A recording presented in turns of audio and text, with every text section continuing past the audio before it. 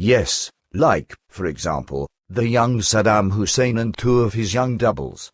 With him, I've made the interesting finding that under one eye, probably under the right one, he has a birthmark, which continually twitches around on his face when he gets excited. Quetzal says I know nothing about that. Billy says let's leave that and talk about something else, for the whole thing brings nothing with it anyways. Here, I've written down a series of questions, which I would like to have answered. It's about the terms single and abstinence, as you Pleiadians understand these. As I know, your conceptions of these differ from those that prevail here with us on earth. First of all, the term single. Please explain what you understand by it. Quetzal says you know the meaning, nevertheless. Billy says now I say it again that is correct. But explain it once again, so that I can immediately write it down in accordance with your words, for I am often asked in the aforementioned direction. Quetzal says if that is so. With us, single means that a woman is without a man or that a man is without a woman and, therefore, that no marital constraint is given. This also applies when a marital relationship once existed but one of the partners has passed away. Billy says so with you, it isn't then referred to as widow but simply and plainly as single again. Quetzal says that is correct. Billy says but what about when a marriage ends in divorce? Quetzal says the same rule would apply. Billy says, what should that mean? Quetzal says that with us, marriages no longer end in divorce. Billy says you must explain the grounds for that to me. Quetzal says with us, at the 14th year of age, the full responsibility for the female and male gender begins, and from this time, one can devote oneself to a life partner, with whom one lives in an unmarried relationship during the following period up to the 68th year of life. During this period, it is decided whether the two partners will remain together for their entire lifetimes or not. In this time, which represents an actual probationary period, the couple can decide for a final, lifelong relationship or to separate at their sole discretion at any time. If no separation takes place, then an additional 2-year probationary period is attached, during which the couple has to separate and live far apart and fulfill their duties. No personal contacts take place during this time but only contact conversations over the usual means of communication, which also extends to holography contacts. During this time, the couple has to decide definitively as to whether they want to enter a lifelong relationship with each other or not. If the decision is positive from both sides, then a free marriage alliance takes place, which is announced publicly, but it is not closed, as on the earth, by a registry office.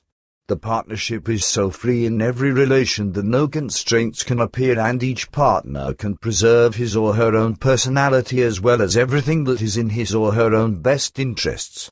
Infidelity, as this is known among the earth people, has no longer existed with us for tens of thousands of years. The entering of the marriage alliance is committed with us with a small ceremony, whereby the relevant spirit leader, who monitored the exact circumstances of the couple during the previous 2 probationary years, leads everything. And for thousands of years, it has no longer happened that a partnership had to be designated as unsuitable by a spirit leader. A marriage alliance may first be entered at the age of 70 years. And if a couple first becomes acquainted with each other after the 70th year of age or shortly before it, then an unmarried relationship of 7 years is assigned to them, after which the special 2-year probationary period is to be passed through, before a marriage alliance can be closed. Billy says you have, however, the law that a marriage alliance of a man and women is allowed in the way that a man can have up to 4 women around himself and can, thus, maintain a marriage alliance with these. This is in accordance with the naturalness that a man can copulate with several women but not a woman with men, which is why every woman can only be attached to one man. Quetzal says that is correct. Billy says and how do the women get along with this? And how do the men behave? And how does it stand with the satisfaction of sexuality, whereby I also address the single ones? Abstinence would also be interesting to explain, since you understand something else by it than what the Earth people do. Quetzal says your first question can be answered with the fact that the women have no problems with the law that each one can have only one man, but every man can have up to 4 women in his marriage alliances. There is no jealousy among the several wives of one man. Also, it is not the case that all women or men enter a marriage alliance. Rather, some remain completely single or lead an unmarried relationship with a partner, which is also possible for same-sex couples. Once men are in an alliance with a partner or with several of these, they do not turn to any other women in the way that they would have sexual contacts with them, for such are, in fact, only maintained in partnerships. If a single state is given, then an intimate friendship, which allows a sex life, can very well exist. But on the other hand, there are also single females and males who live free of sexual relationships, and their reasons for this are of the most diverse and absolutely personal nature. Thus, there are with us, in reference to the exercising of the sex life, marriage alliances, unmarried relationships, or intimate friendships, which allow sex life. Prostitution last appeared with us Pleiadians 34,761 years ago and, since then, has never been exercised again. At that time, a provision for its prohibition was also issued, in reference to the practice and utilization of the degrading form of sexual love servants. And all Pleiadians have always strictly held to it. And since that time, even when other worlds are visited, etc., no Pleiadian has violated this regulation. Consequently, they would also never take advantage of love servants. All the Pleiadians are able to control their sexual desires in such a way that they would never commit a wrong action in this regard. Thus, for 34,000 years, the whole thing has also had the effect that since then no more sexually transmitted diseases have ever appeared among the Pleiadians, as was previously the case. This may sound very unlikely and strange to the Earth people, but it corresponds to the actual truth.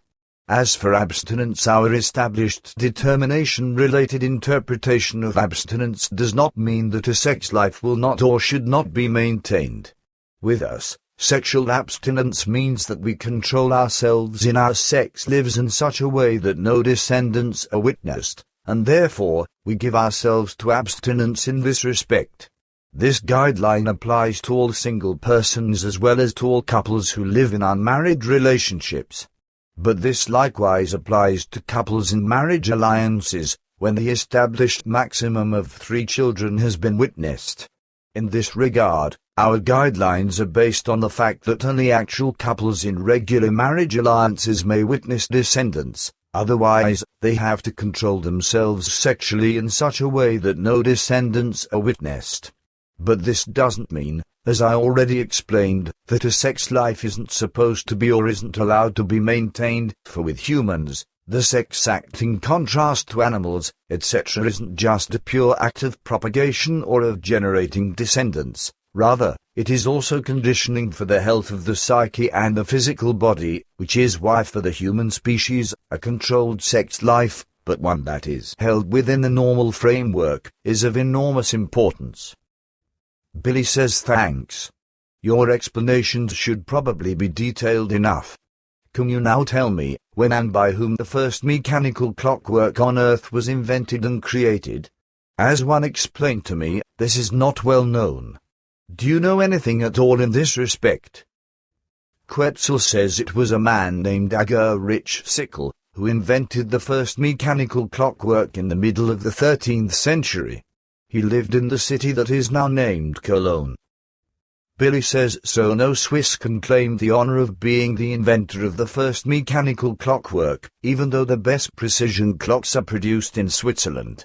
This supposition was, indeed, expressed. Quetzal says really? Billy says yes. It was actually supposed that a Swiss had invented the first mechanical clockwork. But for me, this makes no difference, and I may grant Germany this plus point of the invention history. And as we're talking about technology, the question is whether you can explain how energy is obtained from Earth's thermosphere, which, like with us, is